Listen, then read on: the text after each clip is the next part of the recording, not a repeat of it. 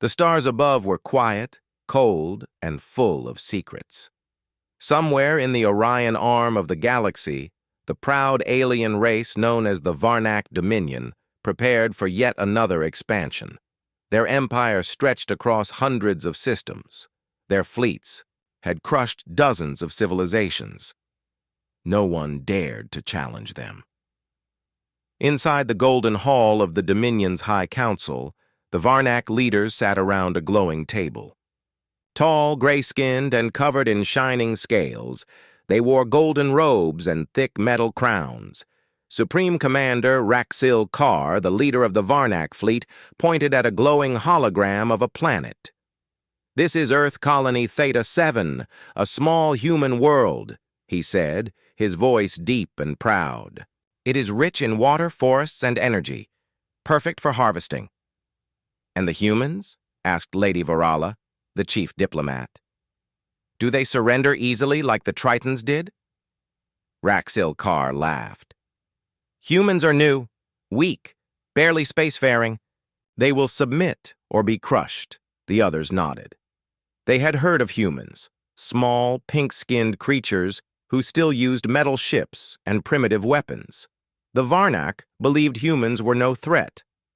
"Send the standard message," Raxil Kar ordered. "They will join our dominion or be destroyed." Far away, on Earth Colony Theta 7, the sky was blue and the trees were tall. Human children played near silver houses, and farmers worked in clean fields. Soldiers trained nearby, not for war, but for defense. Then the sky changed. A Varnak dreadnought appeared above the colony.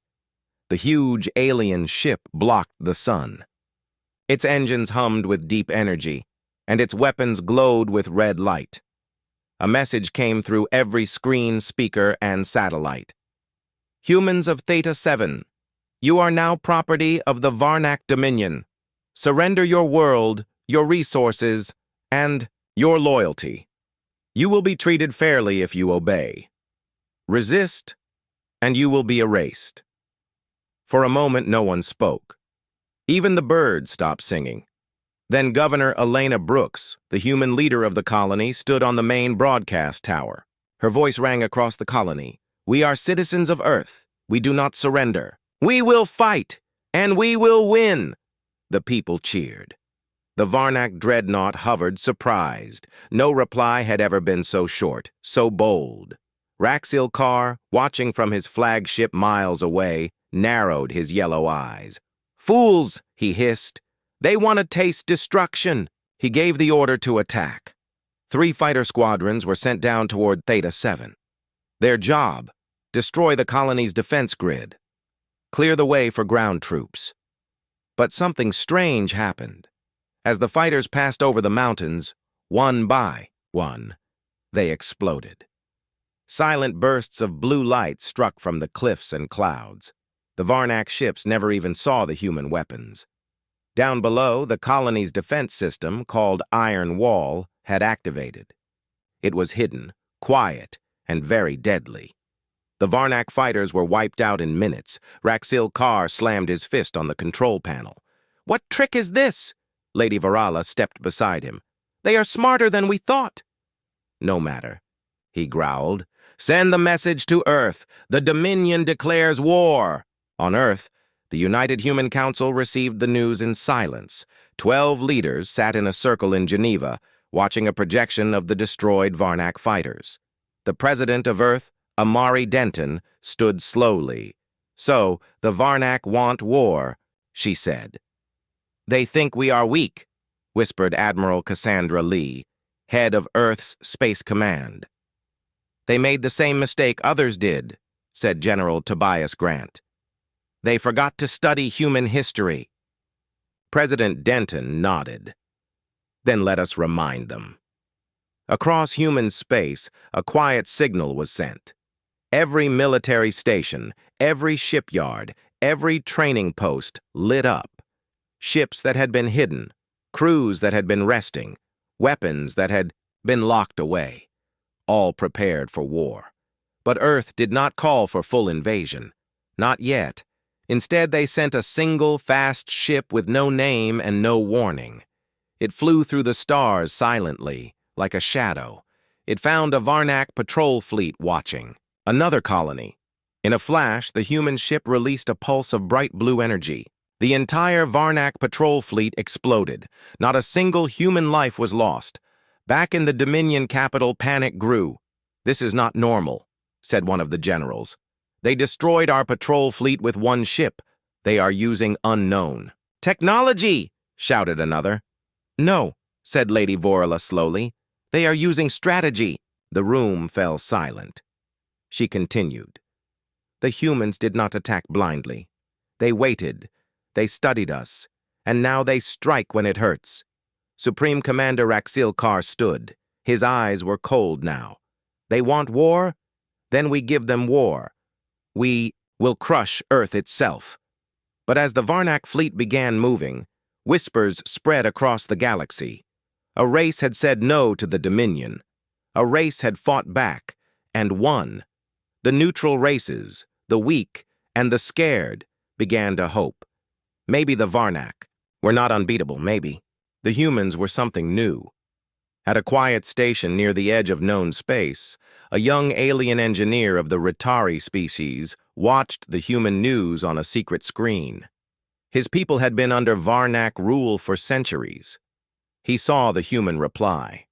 The burning Varnak patrol ships, the brave words of Governor Brooks. He smiled for the first time in years. "Maybe," he whispered, "the galaxy is changing." The Varnak Dominion was angry. Their pride was hurt. They had lost a patrol fleet. They had been ignored. And worst of all, they had been laughed at. Supreme Commander Raxil Kar wanted revenge. He ordered the invasion of planet Kestrel, a human, frontier colony. He believed it would be a fast, easy victory. It was a farming world with no big cities and no warships nearby. "We will strike them where they are soft," he said. "Let the humans see what happens when they mock the Dominion." 3 giant Varnak troop ships dropped from orbit and entered Kestrel's atmosphere. Their hulls were black and gold, each one as big as a mountain. Inside were thousands of Varnak, soldiers, tall and armored, ready to conquer. Commander Torvak, leader of the ground forces, stood proudly on the bridge. "Prepare for landing," he said. "We will be finished before lunch." But as the ships came closer to the ground, the weather changed. A thick fog covered the valleys. The winds grew strong. Strange signals interfered with their scanners. "What is this?" Torvak growled. "Why can't we see anything?" The ships landed blindly in different parts of the forest. The Varnak soldiers marched out quickly, expecting. Frightened farmers. But the humans were not waiting to surrender. They were hiding, watching, planning. On the east side of Kestrel, Captain Riley Hunt led a small human unit hidden in the trees. His team wore dark armor and carried advanced rifles. "They've landed," Riley whispered into his comm. "Begin Phase 1. All around the forest, hidden explosives began to tick silently. As soon as the Varnak squads entered the narrow paths, the traps exploded. Boom! Boom! Boom! The Varnak soldiers panicked. Their training was for open battle, not this kind of hidden war. "They're in the trees!" One of them shouted. "They're behind us!" Another screamed, but the humans never stayed in one place. They struck fast, vanished into the fog, and struck again. It was like the forest itself was fighting back. Commander Torvak was confused. "And angry! They are few!" he shouted. "Why are they winning?" One of his officers answered. "They use no pattern, no rules. They disappear." "This is not honorable combat," Torvak roared. But humans were not fighting for honor. They were fighting to survive, and that made them dangerous. Meanwhile, on the western plains, another group of Varnak soldiers reached a farming village. It looked quiet, empty, no people, no defenses. They marched in slowly, weapons ready. Suddenly, the ground cracked beneath them. Hidden turrets popped up from under the soil. They began firing non-stop. Human engineers had built automatic defense. Systems weeks ago, just in case. The Varnak tried to escape, but the paths were blocked with fire and smoke. Out of the smoke, a single human soldier appeared, Sergeant Mia Torres. She carried a launcher on her back and walked calmly toward the enemy. "Target locked," she said. The last Varnak commander on the west side tried to raise his shield. Too late. Boom! The battle for Kestrel lasted 2 full days. Not weeks, not months. 2 days. By the end of it, over 60% of the Varnak ground forces were lost. The rest either ran back to their ships or surrendered. Human losses were small. A few injuries. No deaths in the core teams. It was the first time the Varnak had ever been forced to retreat from a battlefield. Torvak sat inside his broken command center. His helmet was cracked, and his arm was wounded. He had never felt this before. Fear won. Of his injured soldiers, said in a weak voice, "They don't sleep. They don't stop. They fight even with one arm." Torvak stared at the dark sky. "They are not like other races," he whispered. "They are something else." A few captured humans were brought to the Varnak ship for questioning. One of them was a young man named Private Ethan Wells. He had a broken leg but smiled as he sat in the cell. Lady Varala came to question him personally. "You are brave," she said, "but foolish. The Dominion cannot be stopped." Ethan shrugged. "Maybe, but we sure gave you a black eye." "You should be afraid," Varala said. Ethan chuckled. "We don't scare that easy." Varala stared at him for a long time. She saw no fear in his eyes, just fire. She turned and left, her mind full of doubt. In the Varnak capital, the High Council received the report from Kestrel. It was worse than expected. A hush fell over the Chamber. Raxil Carr read the numbers out loud. 3,000 units lost, 6 transports damaged, and humans still control the planet. Someone gasped. A young Varnak senator stood up. "This has never happened before." An old admiral spoke slowly. "We thought they were weak, but they fight with brains, not just muscle." Lady Varala entered the hall, her face serious. "I met one of them," she said. "He smiled at me while sitting in a prison cell, with a broken leg." The room was silent. "They do not fear us," she said, "and that should scare us."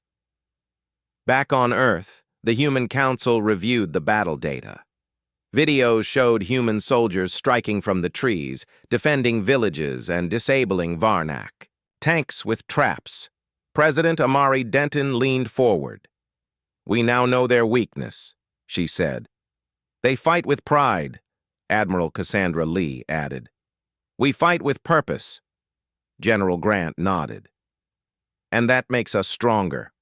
Across the galaxy, small races, once silent and afraid, began whispering again. The Varnak lost. The humans won. There is hope. The Varnak Dominion was still in shock. They had lost the battle for planet Kestrel. Their strongest soldiers had been outsmarted, and their war machines had failed. This was not just a small loss, it was a warning, but Supreme Commander Raxil Carr did not listen. He believed it was only bad luck. He prepared for more attacks, thinking brute force would win in the end. "Send more troops, more ships. We will crush these humans with numbers," he growled. However, the humans had already moved to the next step in their plan. On Earth, the Human Council gathered again. The lights in the room dimmed as a 3D map of the galaxy appeared in the air. Red lights showed Varnak strongholds. Blue lights showed human forces. Admiral Cassandra Lee stood beside the map, calm, focused. "We will not attack their homeworlds directly," she said. "We will hit where it hurts most: supply lines, communication hubs, and fuel stations." "They expect us to meet them in open battle," said President Amari Denton. "We won't," General Tobias Grant smiled. "They will chase us through the stars, but we will always be one step ahead." The humans had studied the Varnak's way of war. The aliens were powerful but slow, proud and predictable. Humans, on the other hand, were quick, quiet, and flexible. This was no longer just defense. This was strategy. Soon, across Varnak space, strange things began to happen. A massive fuel depot on Station Vora 6 exploded without warning. No human ships were seen. The blast left the station crippled for weeks. A Varnak warship traveling near the edge of their territory went silent. Later, only wreckage was found floating in space. The black box revealed a message: courtesy of Earth. Even worse, rumors spread that humans had entered Varnak slave camps and freed hundreds of captives. No alarms had been triggered. No battles fought. The prisoners were just gone. The Dominion tried to hide these losses, but the galaxy was watching now. The humans were no longer the hunted. They had become the hunters.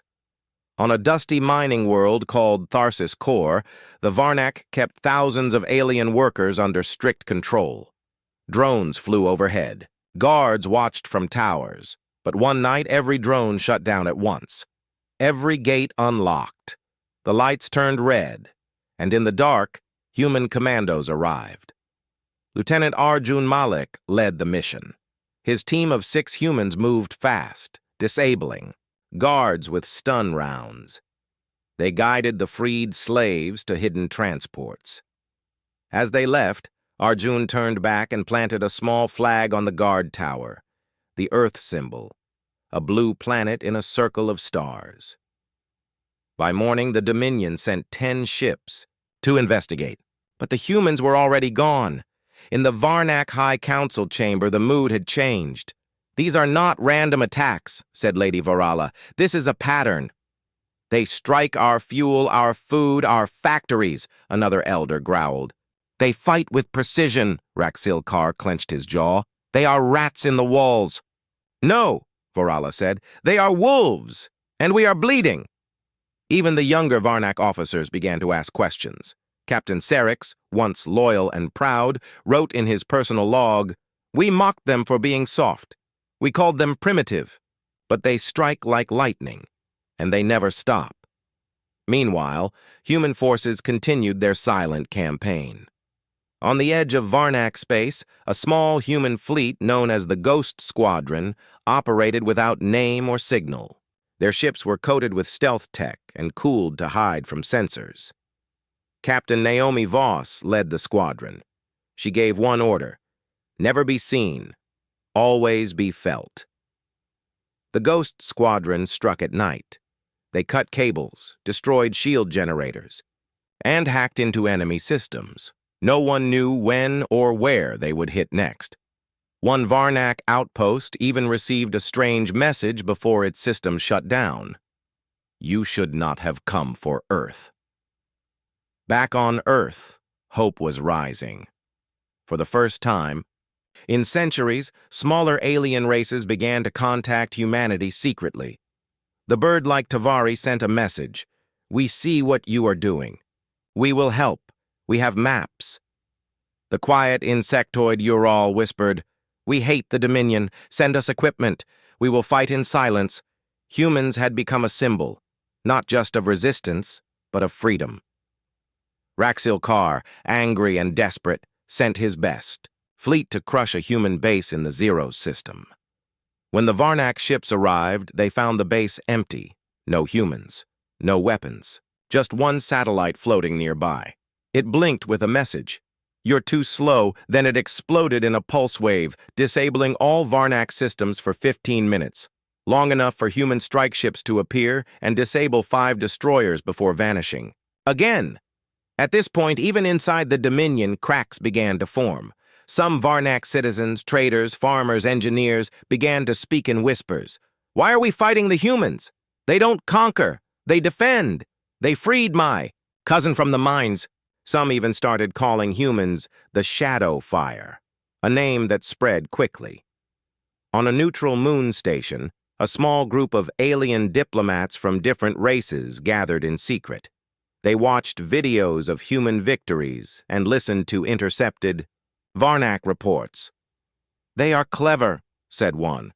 "They are brave," said another. "We thought they were weak," said the last. "But now they are the only hope for balance in the galaxy." Far above Earth, Admiral Cassandra Lee stood on the deck of her flagship, the Sentinel. Her eyes looked toward the stars. A young officer stood beside her. "Ma'am, Varnak communications are breaking down. Their command lines are in chaos," she nodded. "Good. We've received requests for alliances. Even the Tavari want to meet." She smiled slightly. "They went to war with us. Now they ask for peace. But we're not done yet."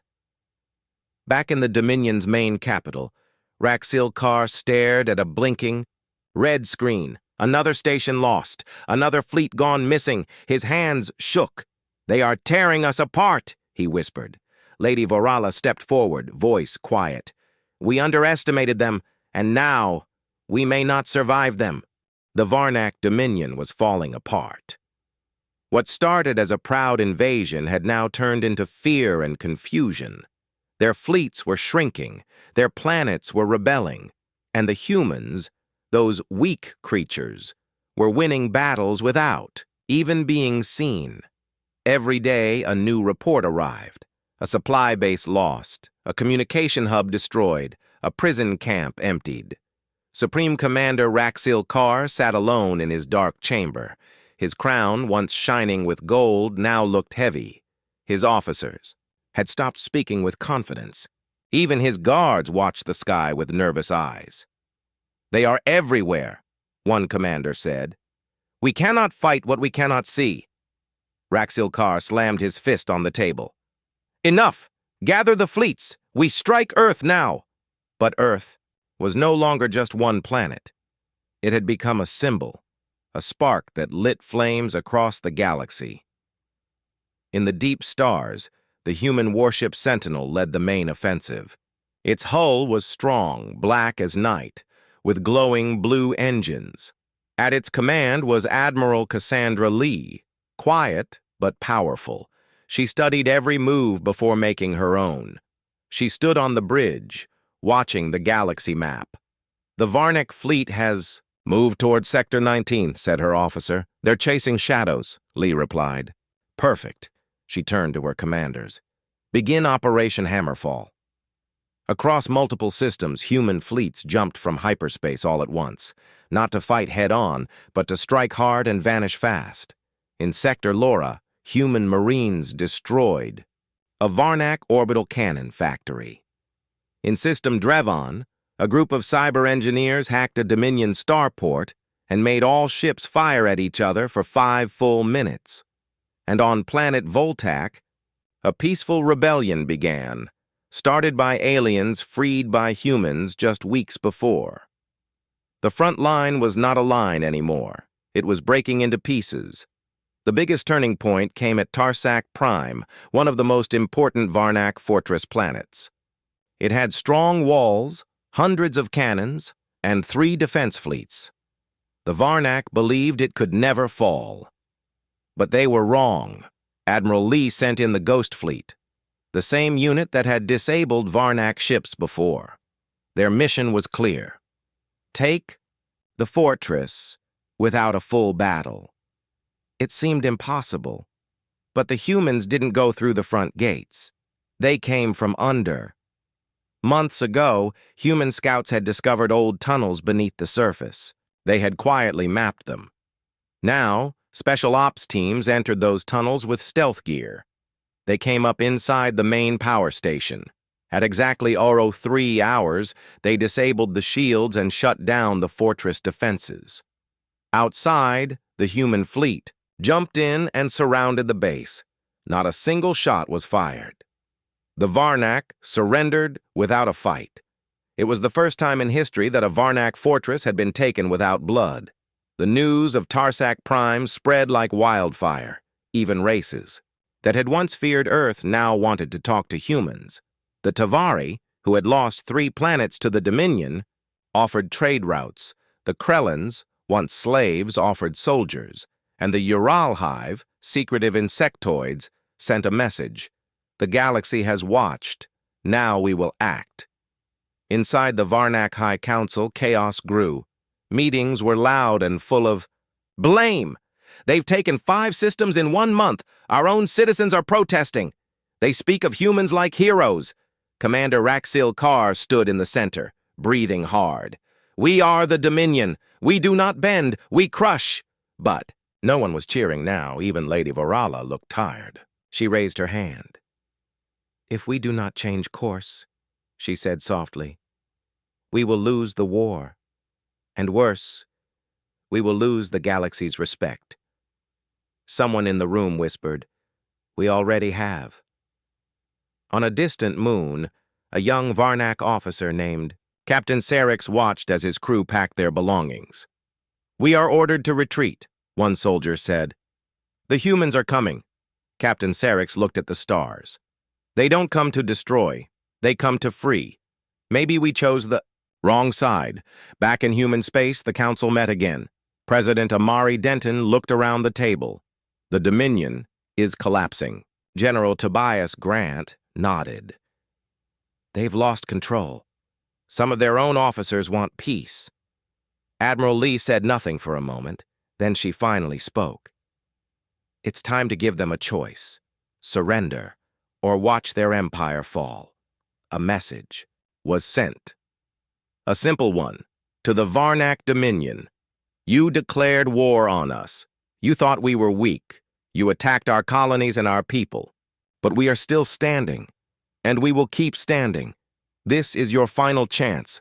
Lay down your weapons, end the war, or we finish what you started. The message was not sent in secret. It was broadcast across the entire galaxy. In the days that followed, strange things happened. Some Varnak captains stopped attacking. A Varnak admiral refused to follow orders and instead contacted Earth for talks.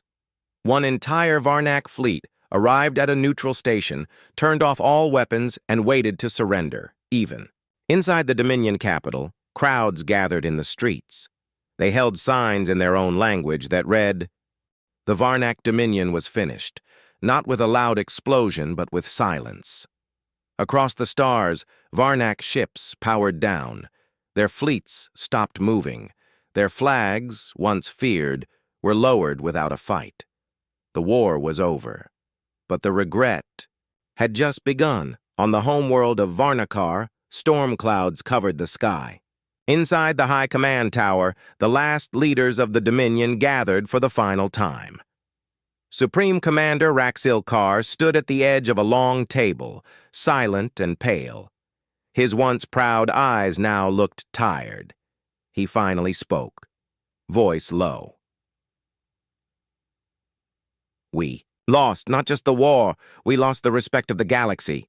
Lady Varala, standing nearby, nodded slowly.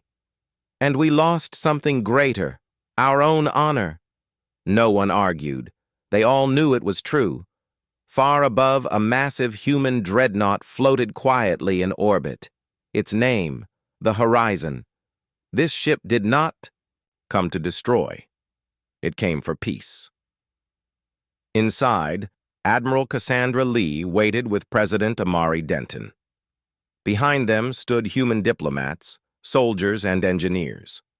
The door opened. 2 Varnak leaders walked in, Varala and a younger officer, Captain Sarix, now a voice for the growing peaceful movement in the Dominion. There was no anger in the room, only silence. Then Varala stepped forward and placed her silver staff on the table. The Dominion surrenders, she said, not because we are afraid, but because we wish to begin again. President Denton nodded. Peace is accepted, she said, but peace will only mean something if we build it together. A few days later, the Treaty of Varnakar was signed. It did not punish. It did not humiliate. Instead, it demanded change. All Varnak-controlled planets would be freed. No species would be forced into service again. Varnak officers guilty of cruelty would face fair trials, not revenge. A new galactic Unity Council would be formed, with humans and aliens as equals. The galaxy had seen too much war. It was time to build something better. Across the stars, the news spread. On planet Kestrel, where the first real battle took place, humans and Varnak now stood side by side. Human engineers helped rebuild villages. Varnak soldiers helped plant crops. Sergeant Mia Torres, the same soldier who had fought during the early invasion, now taught defense classes to both humans and alien volunteers. They don't need to fear war, she said. They just need to know how to stop it before it starts. On Tarsak Prime, once a Varnak fortress, schools were opened. Not just for the Varnak, but for all species. In one classroom, a Varnak child raised her hand and asked the teacher, "Why did we fight the humans?" The teacher, a soft-spoken Tavari, smiled. "Because we didn't understand them, but now we do."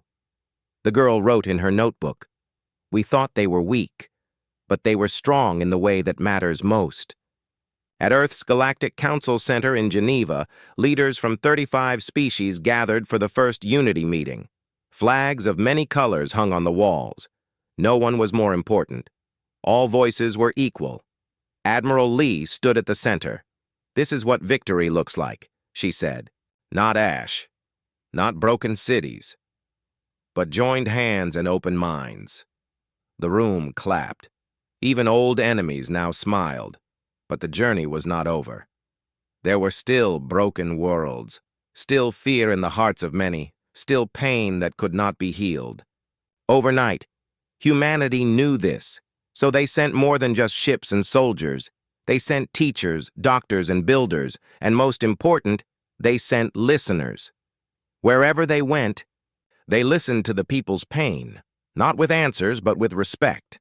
Captain Naomi Voss, once the leader of the Ghost Fleet, now led peace missions instead. She visited small planets, spoke to young alien leaders, and helped form new governments. Captain C. Asked why she changed jobs, she simply said, "Because war ends when someone decides to plant a flag, not in victory, but in kindness." Even Raxil Carr, the once feared Supreme Commander, stood trial. He did not run. He stood before a court of many races and spoke with a quiet voice. "I led a war built on pride. I believed power made us right. I was wrong. He was not executed. He was sent to serve, building homes on planets his fleet once destroyed. Some said it was a better punishment. He called it a gift." In the final days of the war's memory, a grand monument was built on a peaceful planet called Solara. It was a wide circle of white stone, with one sentence carved in every known language. "They went to war with humans and lived to regret it. But in that regret, they found peace." A young human child named Leo stood with his alien friend Neri, a small lizard-like girl from a free Varnak colony. They both stared up at the monument. "Do you think there'll be more wars?" Leo asked. Neri shrugged. "Maybe, but not the same kind." Leo looked thoughtful. "I'm glad my people fought back." "I'm glad they didn't destroy us," Neri said quietly. The two friends smiled at each other and ran off to play. In space, a new human ship was launched. Its name was Unity Star 1. It carried no weapons, only scientists, doctors, and ambassadors. Its mission was to explore, connect, and help.